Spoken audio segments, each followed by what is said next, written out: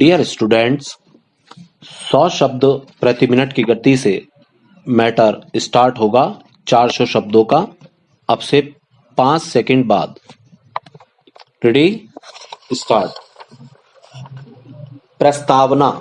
राजनीति में आधुनिकीकरण एवं परंपरा का अपना विशेष महत्व होता है।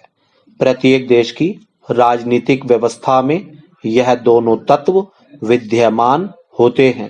आधुनिकीकरण से तात्पर्य विकासात्मक स्थिति से होता है, जबकि परंपरागत स्थिति इसके विपरीत है। आधुनिक समझी जाने वाली पाश्चात्य सभ्यताओं में भी परंपरागत तत्व कहीं न कहीं अवश्य दृष्टिगोचर हो जाते हैं।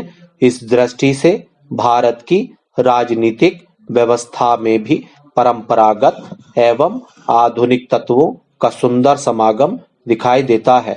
चिंतनात्मक विकास। स्वतंत्रता से पूर्व भारत की राजनीतिक व्यवस्था पूर्णतः परंपरागत थी, अर्थात समाज पुरानी कुरीतियों, अंधविश्वासों पर आधारित था। शासन सत्ता एक ही व्यक्ति द्वारा संचालित होती थी।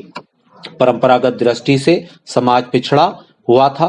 राजनीति राजतंत्र पर आधारित थी। राजाओं द्वारा जनसाधारण हितों की ओर ध्यान नहीं दिया जाता था, वह भोग विलास में लिप्त रहते थे। आर्थिक, सामाजिक, राजनीतिक दृष्टि से समाज पिछड़ा हुआ था, किंतु स्वाधीनता प्राप्ति के पश्चात भारत में लोकतांत्रिक प्रणाली की व्यवस्था की गई, अतः राजनीतिक व्यवस्था भी आधुनिकता की ओर अग्रसर हुई। जनता के हित सर्वोपरि थे। जनसाधारण के हितों की रक्षा हेतु संविधान का निर्माण किया गया, अर्थात सामाजिक राजनीतिक विकास की ओर ध्यान दिया गया। राजनीतिक संरचनाओं में आधुनिकीकरण को अपनाया गया।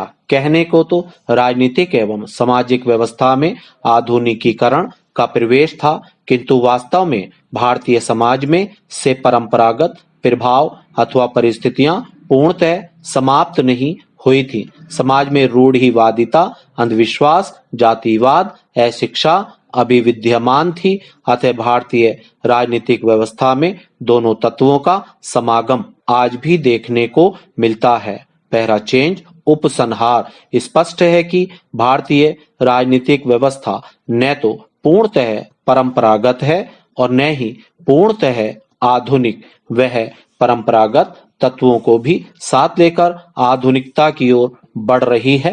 अतः भारत में निरंतरता और परिवर्तन के बीच तालमेल बैठाने का प्रयास होने लगा और एक ऐसी राजनीतिक व्यवस्था उभरी जो पुरातनता और नवीनता दोनों ही तत्वों से मुक्त है।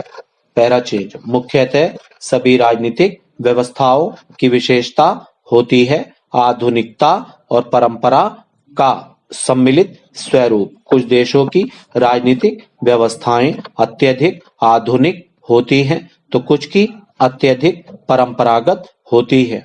पश्चिमी राष्ट्र जो कि आधुनिक सभ्यता का स्वरूप समझे जाते हैं, वहां पर भी परंपरागत तत्व दिखाई दे ही जाते हैं। उदाहरण के लिए ब्रिटिश राजनीतिक व्यवस्था जो कि आधुनिक मानी जाती है, परंतु लॉर्ड सभा, राजतंत्र आदि संस्थाओं के कारण उसमें परंपरा जनित रूप दिखाई देता है। तीसरी दुनिया के देशों ने द्वितीय विश्व युद्ध के पश्चात आधुनिक समझी जाने वाली पश्चिमी राजनीतिक संस्थाओं को अपनाया, किंतु समाज यहाँ के परंपरागत ही बने रहे।